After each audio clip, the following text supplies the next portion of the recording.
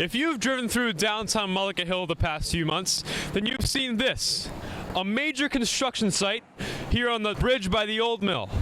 Township Administrator Mark Gravenese tells us why our beloved Main Street has a Band-Aid on it. There's a wall, it's called a retainer wall, on the right side or the north side of the bridge that's separating. It's leaning in, whether it's from the telephone pole, the original construction, but there's a meter on it. They've been measuring it now for 2 years. And what happens if that collapses, it's attached to the house and the road, and all our sewer, our water, our electric, there's 911 communication lines on the pole. If that all goes, we'll have a big problem in our town. Basically, we'll be shut down with all our infrastructure. Instead of using 2 lanes of traffic through Main Street, Gravenese states that workers' safety and the room needed for the repair forced them to close down 1 lane completely. Now I know the question we all have is, when will this all be over?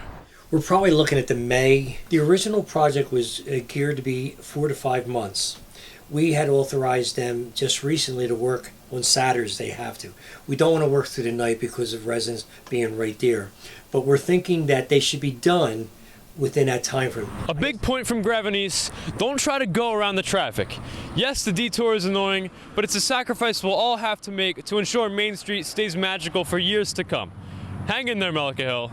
This has been Adam Ream, Jacob Stiles, and Giovanni Deliciandra reporting for Clearview Regional High School.